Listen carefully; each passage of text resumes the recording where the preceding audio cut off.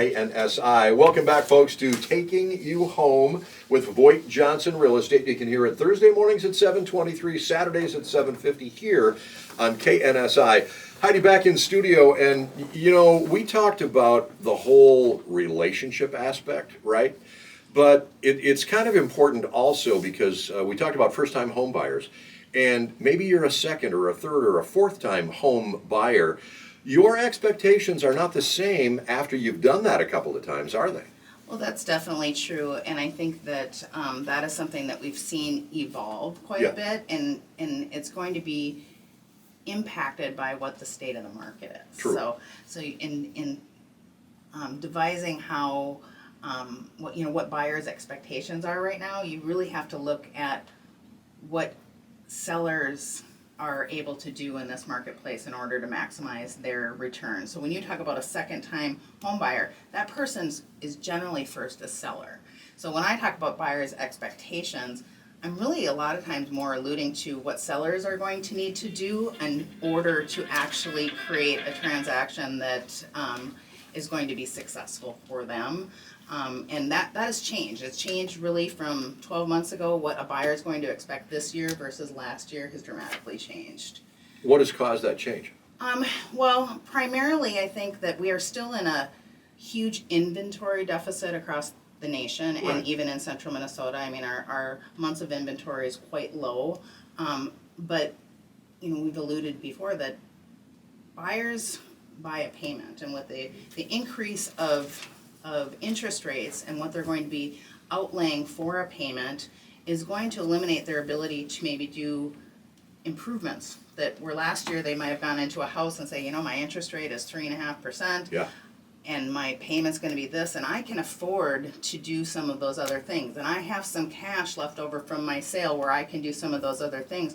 When you start crunching that down where people's payment in general maybe has gone up, or their buying power has gone down about $75,000 to $80,000 year over year, Right. they're going to get a little more picky on what that house looks like, right? Yeah. So then when we meet with sellers, my first meeting with them is to kind of assess their property, and you would be surprised at what sellers think they need to do versus what they actually should be doing, and that has changed over time. So a good example, and this was probably 6-7 years ago, I met with a gal and she was going to finish her basement. Right. And at that point it was actually pretty affordable, but where her price point was that she was not going to recapture. Exactly. And she goes, well, I want to get maximum price for my house. And I said, I would not do that. I said, I would take the time to put some backsplash in your kitchen, and then this is where it gets a little sensitive, where you go, when you move, because she was moving out of state, do you plan on buying new furniture? Because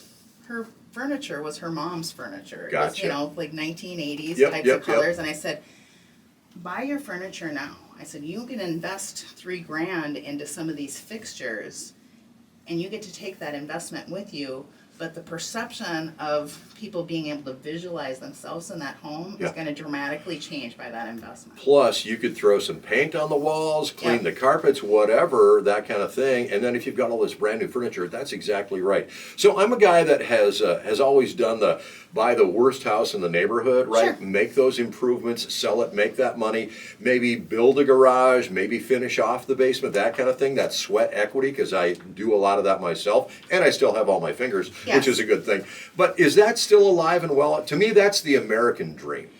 I think that we will see a re-emergence of that. Good. I do believe that, I would say maybe in the last 5 years, people are busy.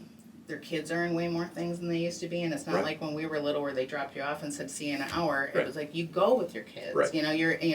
There's those different dynamics to people's lives, but I do believe that people are going to start doing that again. So those opportunities are there, but what people do not want to do, or buyers don't want to do at this point, I believe, is inherit other people's mistakes. Yeah. They don't want to inherit the 30-year-old roof. The trim that's cut off way too short twice. Exactly. So some of the things that weren't an issue a year ago because people were just scrambling to get what they wanted, this year I believe they're going to be doing inspections and paying attention to those things that would basically cost them money later on. I love this statistic. 82% of consumers, 82%, that's more than 8 of 10, are impacted on how a property is staged when making a buying decision. Going back to the buy the furniture. Yes, exactly. Because people are very visual, Yep, right? yep. And so when you are visualizing where you want to be and what you're going to be in, that it's important to get your house ready. So I was getting it photo ready is what I basically talk to people about. We put a lot out there on social media and how a house is presented. So we actually do staging consultations, and that can be as simple as having people move their furniture, but it can also be, pull this out and we have some stuff that we're going to bring Sure. in type of thing. But probably the number one piece of advice I give people, and people are always looking for a tip, but Right. when I go into, I would say probably 75% of people's living rooms, they throw the TV on the wall and then they arrange their furniture around it. And when I go into these places, it doesn't always create a very good photo op at that Right. point. So I say, pull your TV out. If you can leave it out of this room indefinitely, do it. But if anything, pull the TV out, arrange your furniture in a format where people would be having a conversation, and then interject your TV back in. And it's going to change the room. How about things like maintenance records? I just put a new furnace, new air conditioner in, got a new roof, that kind of stuff. Those are going to be probably the number one things I see as a difference this year, where people are going to go, I want to know if the furnace has been updated, and if it hasn't, when's the last time somebody's been there? Right. What have you done to it? Roof, windows, condition of floor covering, all your big ticket items, Yeah. those are the things that people are going to pay attention to this year, and it's going to really make people choose house A versus house B. It's peace of mind, Yes. right? Yeah. And when people are buying a house, they are buying peace of mind. Yes, yeah. No doubt. Well, Central Minnesota is a really good example of when you're a first-time home buyer, you think, okay, well, I've saved up this money for this down payment, so I should be able to save up for other things, right? And when you drive around Central Minnesota, and we'll have people from outstate go, well, why don't people in this neighborhood have decks?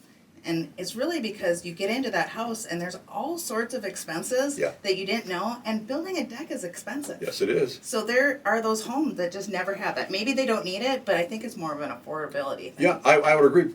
But on the flip side of that, the new owner has the chance to make that project his own. Correct. Right? And that's where what you alluded to is that will people be doing things to create equity? And Yeah. I think that will reemerge this year and in the coming years. All right, we've got a zillion feet of snow outside right now. Yeah. Right? If you happen to have some photographs of your place in the summertime, is that a good thing? It is a good thing, and it's actually something we start talking about in August. So when we have a client base of people that are looking at doing something in January, February, March, I think we have 2 listings going on this week that we actually have fall photos and fall videos of their exteriors. It's a leap of faith for agents because you're paying for that in advance and you're not really under contract with those people, but the calculated interest in those properties that have those spring green grass photos, it's such a difference. People know that it's not green grass right now, Yeah. but the fact that they can see what it looked like when it was, it gives people a little hope. And if you've ever purchased a home in the wintertime, you know that when the snow melts, you kind of go, what did I just do? Heidi, how can we work with you over at VoigtJohnson? You can contact us anytime at our office line, 320-774-2400, and also my cell phone is 320-250-1001. Our website is VoigtJohnson.com. We're going to do that end one more time, okay? Yes. All right. Heidi, how can we work with you over at VoigtJohnson? Anytime, please call our office at 320-774-2400. My personal cell phone is 320-250-1001. And our website is VoigtJohnson.com. And you go there and you're going to be able to resource probably the best professionals in Central Minnesota. Thanks for the conversation, Heidi. It's been Absolutely. great. Great. All right, taking you home Thursdays at 7:23, Saturdays at 7:50. Taking you home with VoigtJohnson Real Estate, AM 1450, FM 99.